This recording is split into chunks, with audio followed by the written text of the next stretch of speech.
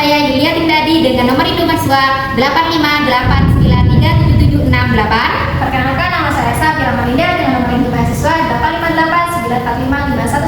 858945111. Di sini kami akan melakukan praktikum IPA di SD dengan Modul 6 gelombang, KP1 jenis dan bentuk gelombang. kegiatan praktikum 1, percobaan jenis-jenis gelombang. Adapun alat dan bahan yang kami gunakan yaitu Slinky. yang kedua, kabel. Yang ketiga adalah karet gelang. Yang keempat, tabel pengamatan. Tujuan dari percobaan ini adalah mengamati bentuk dan jenis gelombang transversal dan gelombang longitudinal. Gelombang adalah getaran yang merambat melalui medium atau ruang kosong dan membawa energi tanpa memindahkan materi secara permanen. Langkah percobaan yang pertama adalah slinky direntangkan di atas rantai yang licin, salah satu ujungnya dipegang oleh teman, lalu slinky yang lain dipegang oleh diri sendiri. Slinky diusik ujungnya dengan cara menggerakkan ujung slinky dengan cepat ke kiri lalu ke kanan, sehingga terjadi rambatan pada slinky yang membentuk gelombang.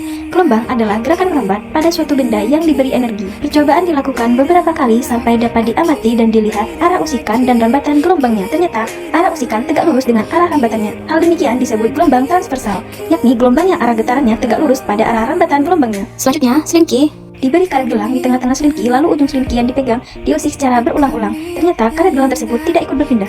Percobaan ketiga, slinky diganti dengan kabel listrik. Langkahnya sama, yaitu diberi usikan di ujung kabel, sedangkan ujung yang lain dipegang oleh teman. Ternyata hasilnya sama dengan slinky, namun sedikit berbeda karena gerakan gelombang pada slinky lebih cepat daripada kabel listrik. Pada saat diberi gelang karet di bagian tengah kabel, ternyata karet gelang tidak berubah atau berpindah, berarti tidak ada energi pada kabel listrik tersebut. Percobaan kali ini, slinky direntangkan di atas rantai, salah satu ujungnya dipegang oleh teman, lalu ujung slinky diusik atau digerakkan berulang-ulang dengan cepat ke belakang dan ke depan. Pada percobaan ini, diamati arah usikan dan rambatannya. Ternyata arah usikan searah dengan arah rambatannya, maka gelombang ini dinamakan gelombang longitudinal.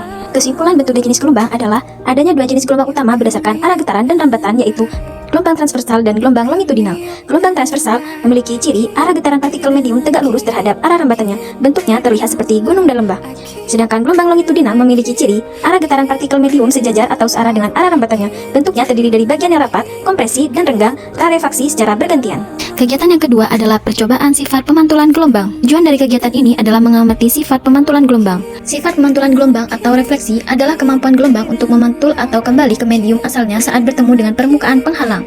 Sifat ini diatur oleh dua hukum utama, yaitu sudut datang sama dengan sudut pantul, dan gelombang datang, gelombang pantul, serta garis normal terletak pada satu bidang datar. Langkah pertama adalah jatuhkan kerikil ke atas permukaan air pada bak air. Kemudian amati gelombang yang terjadi di permukaan air. Bentuk gelombang yang dihasilkan ketika kerikil dijatuhkan ke atas permukaan air yang tenang adalah gelombang melingkar atau riak air yang menyebar ke segala arah dari titik jatuhnya kerikil. Saat kerikil dijatuhkan ke tengah bak air, gelombang akan menyebar keluar. Namun jika kita mengamati sisi-sisi bak, kita akan melihat gelombang yang memantul kembali. Selanjutnya, rentangkan slinky sejauh 1,5 meter dan ikatkan salah satu ujungnya pada tiang yang kokoh. Ujung ini harus tetap pada tempatnya yang tidak bergeser atau disebut ujung terikat. Kemudian ujung slinky lainnya yang kita pegang tekan satu kali sehingga membentuk setengah panjang gelombang. Setelah mengamati perambatan setengah gelombang atau denyut sampai gelombang tersebut hilang, dapat kita simpulkan bahwa gelombang dapat dipantulkan. Fase gelombang pantul akan berlawanan atau berbeda fase sebesar 180 derajat atau pi radian dengan fase gelombang awalnya. Hal ini berarti jika gelombang datang berupa bukit, gelombang pantulnya akan berupa lembah. Jika gelombang datang berupa lembah, gelombang pantulnya akan berupa bukit. Perubahan fase ini terjadi karena tiang yang kokoh memberikan gaya pemulih ke arah yang berlawanan dengan arah simpangan gelombang datang, sehingga menyebabkan inversi fase. Ujung slinky yang terikat tadi kita ikat dengan benang yang panjangnya 1,5 meter. Ikatkan ujung benang yang jauhnya 1,5 meter dari ujung slinky ke tiang yang kokoh. Ujung slinky ini sekarang dapat bergerak bebas, oleh karena itu kita sebut slinky ujung bebas. Getarkan ujung slinky sebanyak satu kali sehingga membentuk setengah panjang gelombang seperti percobaan sebelumnya.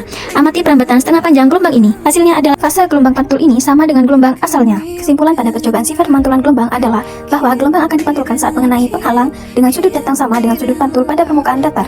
Selain itu, gelombang yang dipantulkan akan memiliki arah yang berlawanan dengan gelombang asal jika ujungnya terikat.